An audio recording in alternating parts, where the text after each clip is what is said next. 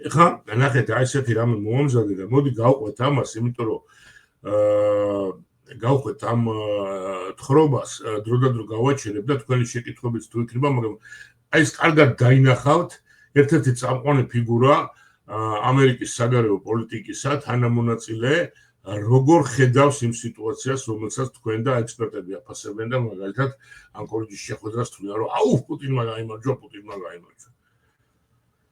ნახოთ, აღდგომა და ხვალეო, პოლიტიკაში ყველაფერი შედეგით ითვლება და ის შედეგები, რომლებიც წინასწარ დააბრალეს და წინასწარ დააყენეს, ისე რომ არ დამდგარა, მე მგონი ძალიან სასაცილო. ეხლა მოდი ვნახოთ რას ამბობს სახელმწიფო მდივანი. სწორედ ამიტომ სთხოვენ ამას ყველა. მას სთხოვენ შეხვდეს პუტინს სთხოვენ. ახლა ჩემთან ერთად არის აშტის სახელმწიფო მდივანი მარკო რუბიო, რომელიც ასევე იმყოფებოდა პრეზიდენტ ტრამპთან ერთად ალასკაში მოგზაურობისას და ხვალაც იქ იქნება თეთრ სახლში პრეზიდენტ ტრამპთან და ზელენსკისთან ერთად. ბატონო სახელმწიფო მდივანო, დიდი მადლობა, რომ დილას შემოგვიერთდით. გმადლობთ. მადლობა მოწვევისთვის. რატომ დასრულდა პრეზიდენტ ტრამპის შეხვედრა პუტინთან ზავის გარეშე და რა სურს პუტინს? ხო, დიახ. კი, რამდენიმე რამა პირველ აქაც აი ხა Fox News-თან არის ინტერვიუ და მაინც ეს რაღაცებია, რომ რატომ დასრულდა, რატომ ვერ მივიღეთ შედეგი, რატომ ვერ მივიღეთ და მოусმინეთ რუბიოს პასუხს. თუ გახსოვთ, შეუძლებელია ასეთი შეხვედრის დროს რაიმე შეთანხმება გაფორმდეს და ჩვენ არასდროს გვითხოვს, რომ შეხვედრიდან გარიგება გამოვიდოდა, რადგან უკრაინელები იქ არიყვნენ. ეს ომი ორ ქვეყანას შორის. ნახე? რას უსვამს ხავს, რადგან უკრაინელები იქ არიყვნენ. ეს ამერიკა არ არის. ეს მე მინდა ოდნავ დავაბრუნო და კიდევ ერთხელ მოისმინოთ. მე შეთანხმება გაფორმდეს და ჩვენ არასდროს გვითხოვს, რომ შეხვედრიდან გარიგება გამოვიდოდა, რადგან უკრაინელები იქ არიყვნენ. ეს ომი ორ ქვეყანას შორისაა. ეს ამერიკა არ არის. ეს ომი ორ ქვეყანას შორისაა. გავიგოთ ესეც. და რუსეთია. ჩვენ შევხვდით რუსეთის მხარეს. უკრაინის მხარესთან არაერთხელ გქონია საუბარი. ხვალისევ შევხვდებით მათ პირადად ჩვენი ევროპელი მოკავშირეების თანდასწრებით. ამიტომ ვფიქრობ, რომ ამ საუბარში გარკვეული პროგრესი ნამდვილად იყო. რაც შეეხება საკითხების შეზღუდვას, ახლა ძალიან რთული საკითხები დარჩა. იცით საუბარია იმაზე, სად უნდა გავიდეს ტერიტორიული ხაზები, რა იქნება გრძელვადიანი უსაფრთხოების გარანტიები და ვისთან შეიძლება უკრაინას სამხედრო ალიანსების ქონა, ასეთ საკითხებზე. ეს რთული საკითხებია, მაგრამ მაინც მჯერა, რომ საკითხების შეზღუდვაში პროგრესი გვაქვს, თუმცა კიდევ ბევრი სამუშაოა დარჩენილი. კი, ჯერ კიდევ. ეს არის, არსებობს მიზეზი, რატომაც ეს ომი უკვე 3 წელიწად ნახევარია გრძელდება. ეს ომი არასდროს მოხდებოდა, რომ პრეზიდენტი ტრამპი ყოფილიყო პრეზიდენტი, მაგრამ მან ეს ომი მემკვიდრეობით მიიღო და ახლა ყველაფერს აკეთებს, რომ მშვიდობა დაამყაროს. მან მშვიდობა თავისი ადმინისტრაციის პრიორიტეტად აქცია, როგორც თქვენს ნახეთ, ყველა იმ სამშვიდობო შეთანხმებით, რაც მსოფლიოს მასშტაბით შევძელით. ეს ყველაზე რთულია, ამას ყველა ავიარებს. მაგრამ ის ერთადერთია მსოფლიოში, ვისაც ამის გაკეთების შანსი აქვს. ნახეთ, შეიძლება საბოლოოდ მშვიდობა შეუძლებელი იყოს. ჩვენ არ ვიცით, მაგრამ თუ ეს შესაძლებელია, მხოლოდ მას შეუძლია ამის გაკეთება და სწორედ ამიტომ სთხოვენ ამას ყველა. მას სთხოვენ შეხვდეს პუტინს, სთხოვენ, ხვალ აქ მოვიდეს და შეხვდეს მას, რათა დეტალურად განიხილა, რა უნდა გავაკეთოთ. ევროპელმა დიპლომატმა ფაცს დაუდასტურა, რომ პრეზიდენტი ტრამპი მხარს უჭერს პუტინის წინადადებას, რომ რუსეთმა სრულად აიღოს კონტროლი ლუგანსკსა და დონეცკზე, მთელ დონბასზე. აი კითხვა. ესე იგი, ტრამპი მხარს უჭერს ტერიტორიების გადაბარებას, ლუგანსკის და დონეცკის გადაბარებას და ნახოთ რუბიოს პასუხი. მხარს უჭერს თავნაბიჯს. არა. არ ვიცი, მაგრამ წარმოდგენა არ აქვს, რაზე ლაპარაკობენ. პრეზიდენტმა თქვა, რომ ტერიტორიებთან და მსგავს საკითხებთან დაკავშირებით თემებია, რომლებზეც ზელენსკიმ გადაწყვეტილება. საკითხი ზელენსკიმ უნდა მიიღოს გადაწყვეტილება. თავიდან ხაზგასმის არ უჭერ ხარს, ესე იგი მარკო რუბიოს პოზიცია, რომ არ უჭერს ხარს ტერიტორიების გადაცემას და აქცენტით ნახეთ ზელენსკის გადაწყვეტილებაა. ზელენსკიმ უნდა გადაწყვეტოს და სხვა მარავინ. თემებია, რაზეც უკრაინულმა მხარემ შეთანხმება. ჩვენ იცით ეს პრეზიდენტის ერთადერთი მიზანია, რომ შეამციროს ვია საკითხების რაოდენობა, შეამციროს და შეგვიძლია თუ არა მხარეები ერთმანეთს დავაახლოვოთ, რათა შევაჩეროთ და დავასრულოთ ეს ომი. ნახეთ, ეს ომი მხოლოდ გაუარესდება. სჯობს არ გახდება. ეს უკვე ნახეთ შეტევების ესკალაციაში.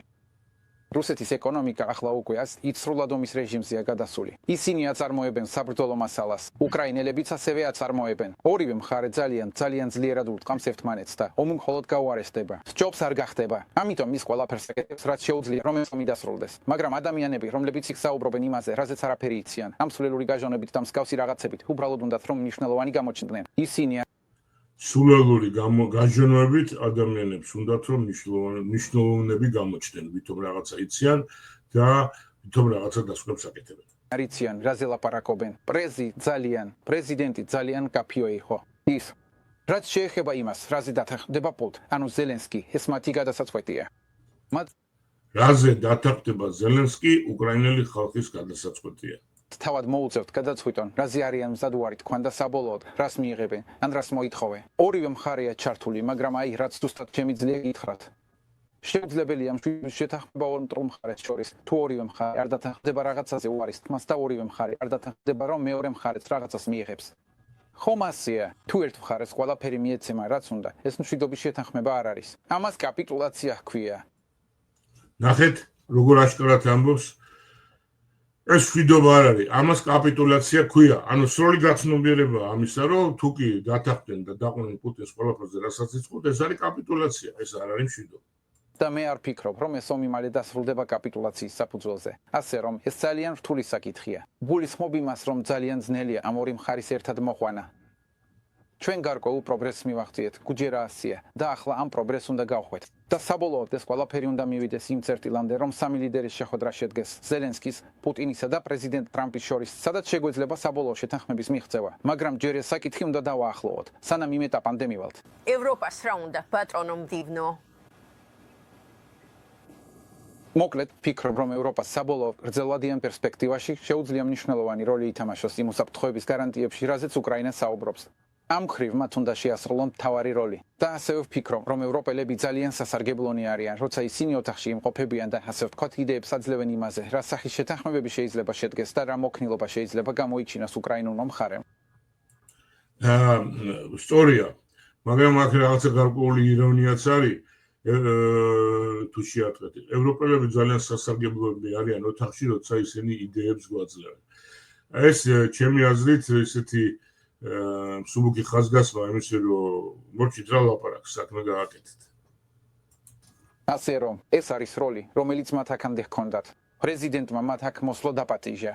მან პრეზიდენტ ზელენსკის უთხრა, რომ ორშაბათს მოსულიყო და თან წამოეყვანა ის ევროპელი ლიდერები, ვისაც თავად აირჩევდა. უყურე, ის რაც ჩვენ გონია პრეზიდენტმა დაპატიჟა ზელენსკი და თხოვა წამოეყვანა ის ვინცაც თვითონ ჩართული და საჭიროდ და ეს არის დარწმუნებული ვარ ანკონიჯიდან უკანა გზაზე ტელეფონის ლაპარაკის დროს რომელსაც რუბიო ესწრებოდა.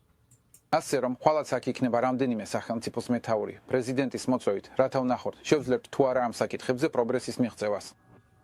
პრეზიდენტმა ამ ლიდერების უმეტესობას თვითმფრინავში ესაუბრა.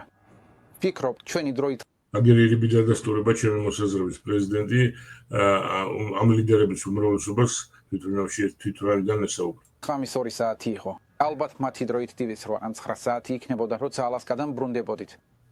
და ეს იყო ერთი და შემდეგ გუში მქონდა ზარი ყველა სხვადასხვა ქვეყნის ეროვნული უსაფრთხოების მრჩეველთან.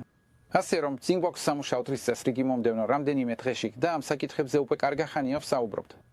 ასე რომ იმიტომაც რომ მათთან მანამდეც გქონდა საუბარი, მათთან არაერთი შეხვედრა და საუბარი გქონდა ალასკაში მოვლენებამდე. ამიტომ მათ აქ ძალიან კონსტრუქციული როლის შესრულება შეუძლიათ. მაგრამ საბოლოოდ მხოლოდ პრეზიდენტი ტრამპი. თუ მშვიდობის შეთანხმება შესაძლებელია, მხოლოდ ის არის ადამიანი, ვისაც ამის მიღწევა შეუძლია.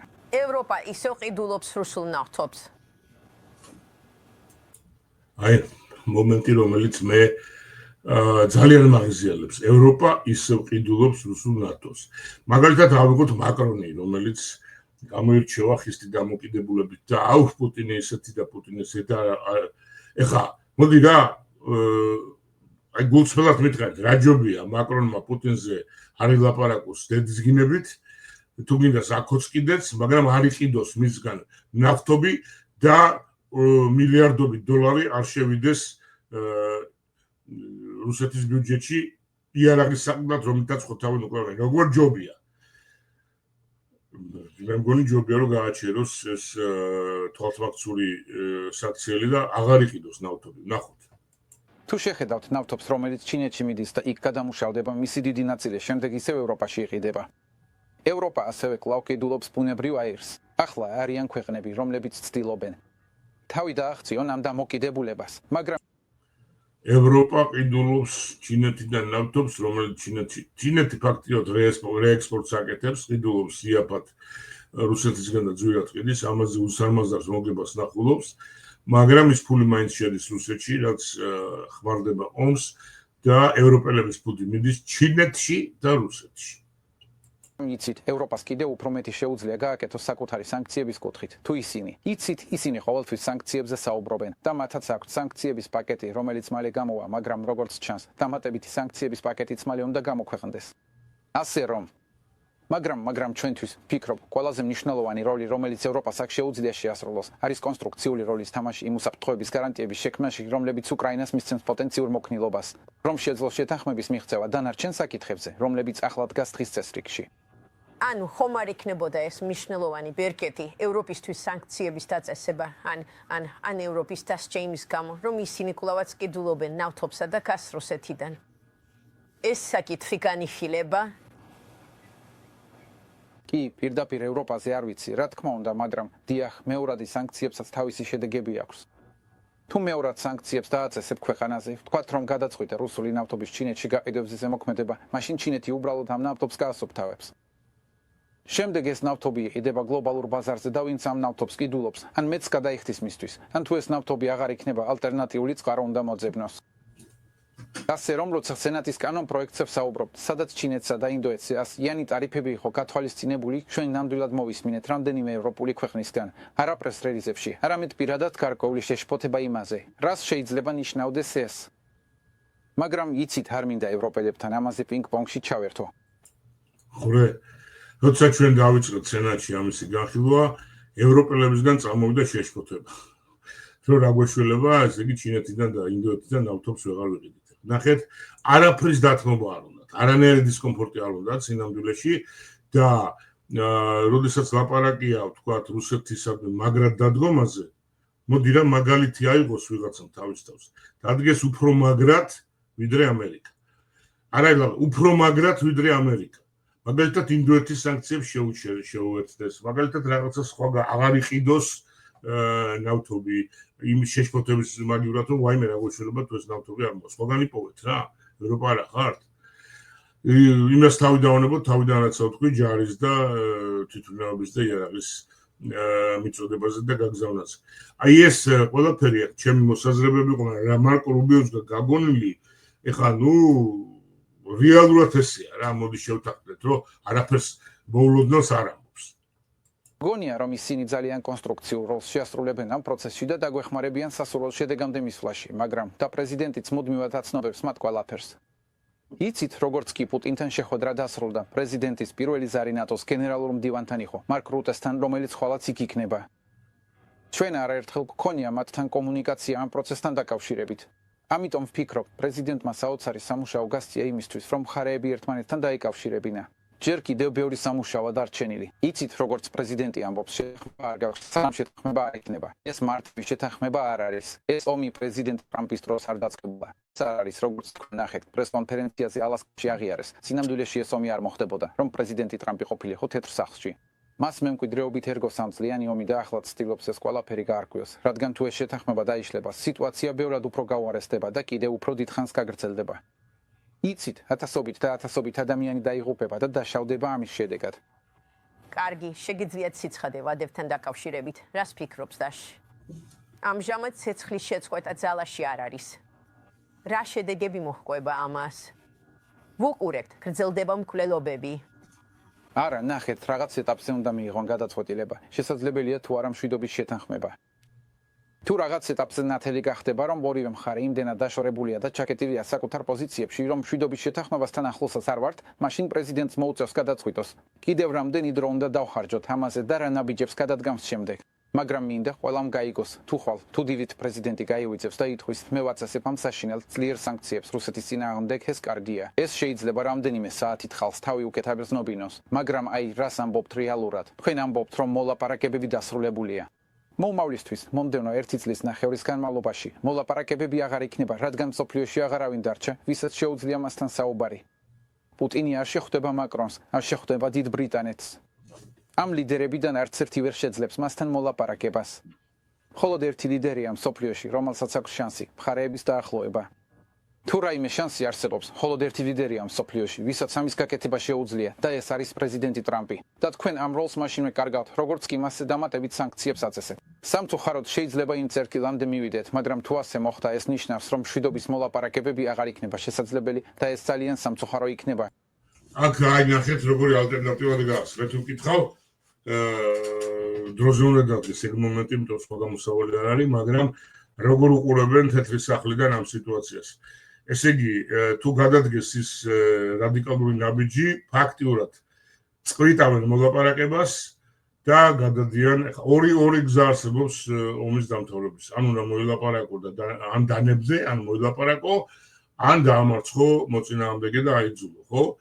აი ეს გადაწყვეტილების მომენტი უდგას ეთყობა თეთრს, რომელსაც ახლა აი რუბიო ახმოვანებს. რადგან რეალურ სამყაროში ამასის შედეგები მოხვება, რომ მაშინ, როცა ჩვენ აქ ერთმანეთს ვლანძღავთ და ამ საკითხებზე ტელევიზიით ინტერვიუებს ვაძლევთ ამერიკულ პოლიტიკაში, არიან ადამიანები, რომლებიც დღესვე დაიქრებიან და დაიღუპებიან ბრძოლის ველზე, უკრაინის ქალაქებში, ფრონტის ხაზზე და თვით რუსეთშიც კი. მაშინაც კი, როცა ახლა ვსაუბრობთ, ადამიანები, რომლებსაც ამ ომთან არაფერი აკავშირებთ, ამ ომის შედეგად იტანჯებიან. და ვფიქრობ, ჩვენ ძალიან გაგვიმართლა და მადლიერები უნდა ვიყოთ, რომ გვყავს პრეზიდენტი, რომელმაც მშვიდობა და მისი მიღწევა თავისი ადმინისტრაციის პრიორიტეტად აქცია. ეს ვნახეთ კამბოჯასა და ტაილანდში, ვნახეთ ინდოეთსა და პაკისტანში, ვნახეთ მშვიდობა დავამყაროთ. გასაგებია. რას დაპირებთ წარუდგინოთ ზელენსკის თვალ? კარგი, ვფიქრობ, ხვალინდელი საუბრები ძირითადად იმაზე იქნება კონცენტრირებული. აი ხა ძალიან საინტერესოა რა. როდესაც ამომეთ ზელენსკის იმას აიძულებენ, ზელენსკის ამას აიძულებენ დაიბარეს იმისთვის, რომ განლანძღონ და აბულინგონ, ნახეთ რეალური პოზიცია. თუ რა ტიპის უსაფრთხოების გარანტიებს ეძებს უკრაინა, რადგან უკრაინა აქ ეძებს პასუხს კითხვაზე, როგორ? კარგი, ომი მთავრდება. როგორ დავრთმუნდეთ, რომ ეს აღარ განმეორდება? როგორ დავრთმუნდეთ, რომ 2-3 წელიწადში რუსები ისევ არ დაგვიბრუნდებიან? ამიტომაც სურთ მათ გარანტიების შექმნა, რათა შეძლონ საკუთარი თავის დაცვა, ან მომავალში ასეთი ომის თავიდან აცილება. ამიტომ დეტალები იმისა, თუ როგორ შეიძლება ეს გარანტიები გამოიხურებოდეს, იმედი მაქვს, ხოლ ბევრ დროს დავუთმობთ ამაზე საუბარს. გუშინ ამ თემაზე გრძელი საუბარი გქონდა რამდენიმე ევროპული ქვეყნის ეროვნული უსაფრთხოების მრჩევლებთან. უკვე გარკვეული სამუშაო შესრულებულია ამ მიმართულებით, მაგრამ ახლა იმ ეტაპზე ვართ, როცა საჭიროა დეტალების ჩამოყალიბება და საბოლოოდ, როგორც იცით, ეს ყველაფერი რუსულ მხარეს უნდა წარუდგინავთ და ასე ვთქვათ, დავარწმუნოთ, რომ მიიღონ ეს. მაგრამ ჯერ ჩვენ თვითონ უნდა მოვაწესრიგოთ ყველაფერი, ასე ვთქვათ, ჩვენი საქმეები წესრიგში უნდა გქონდეს. რა ტიპის უსაფრთხოების გარანტიების ძალიან კარგად ესმის თეთრს, რომ უკრაინას სჭირდება გარანტიები. იმიტომ რომ მაგალითად ნებისმიერ ფასად რუსეთის გაჩერება ნიშნავს ისევ რუსეთის გაძლიერებას და არ არის გამორიცხული, რომ მომავალში არ არის გამორიცხული კი არა, თითქმის 100%-ით დარწმუნებული ვარ, რომ ცოტა ხანში დაიწყებს ისევ ახალ რაღაცა აგრესიას და ამიტომ უნდა გარანტია შეიქმნას, რომ ეს ვერ მოხდება. აი ხა ეკითხება ჟურნალისტის სწორ კითხვას აძლევს, რომ რას თავაზობთ. ცემას აპირებს აში. ეს ხვალინდელი საუბრის ერთ-ერთი თემა იქნება. დღის ბოლოს სიმართლე ისაა, რომ ნებისმიერი უსაფრთხოების გარანტია, რომელსაც იცით, ევროპელებს ბევრი რამის გაკეთება შეუძლიათ და ბევრი შეთავაზებაც შეუძლიათ, მაგრამ თუ პრეზიდენტი აშლის უსაფრთხოების გარანტიის მიცემას შესთავაზებს, ეს ძალიან დიდი დათმობა და სერიოზული ნაბიჯი იქნება მისგან. ეს იქნება მისი გადასაწყვეტი და მინდა, რომ ხალხმა ეს კარგად გაიგოს. აი ნახეთ კიდევ ერთხელ ხაზი გაუსვა, რომ ევროპელებსაც შეუძლიათ ამ უსაფრთხოების გარანტიების მიცემა და აქ არის მე მგონი მთავარი პრობლემა, რომ დასავლეთი ერთიანად ვერ შეთანხმებულა იმაზე, რომ რა დუღილს უკრაინის უსაფრთხოება და რუსეთის გაჩერება. აი ვერაფრით ვერ გადაწყვეტეს, რა ვერ იგლიჯავენ იმიდან, რა ქვია, გულიდან რაღაცა წვრილ ჩემი აზრით წვრილ რაღაცებს იმისთვის, რომ ესეთი მნიშვნელოვანი გადაწყვეტილება მიიღო. ეს გიჩვენებთ რამდენად თუ ამას გააკეთებს ეს ნიშნავს რამდენად სურს მას მშვიდობა რამდენად აფასებს მშვიდობას რომ მზა და ასეთი დათმობა გააკეთოს მაგრამ საბოლოოდ ეს პრეზიდენტის გადასაწყვეტი იქნება ამაზე ვისაუბრებთ ხვალ დარწმუნებული ვარ 6-3 საათს დავხარჯავთ ამ საკითხებზე საუბარში შეიძლება მეცაც და საბოლოოდ მივალთ იმ წერტილამდე სადაც უკვე უფრო კონკრეტული რამ გვექნება უკვე ბევრი ვიმუშავეთ ამაზე მაგრამ კიდევ ცოტა მეტი მუშაობა საჭირო სანამ ვითვლით რომ გვაქვს უსაფრთხოების გარანტიების გეგმა რომელიც გვაერთიანებს კარგი რა ეკონომიკური ბერკეტები აქვს აშშს რომ გამოიყენოს ამ შემთხვევაში ანუ გაქვთ მეორადი სანქციები და ემ თქვით რომ შეიძლება ჩინეთთან დაკავშირებითაც რაღაც გაკეთდეს ხოლო რა სიტყვით იმაზე რომ რუსეთი ტერორიზმის სახელმწიფო სპონსორად გამოცხადდეს რაზეც ლინცი გრემი მუშაობს ხო ასეთი სტატუსების მინიჭება ზოგჯერ შეიძლება სასარგებლო იყოს მაგრამ ამ კონკრეტულ შემთხვევაში ისინი ომის მიმდინარეობას ვერ შეცვლის ნახეთ შეუძლია თუ არა აშშ რუსული ეკონომიკისთვის უფრო დიდი ტკივილი მიახენოს მაგალითად საბანკო სექტორზე ნავთობის კომპანიებზე და მსგავს სფეროებზე ზემოქმედებით რა თქმა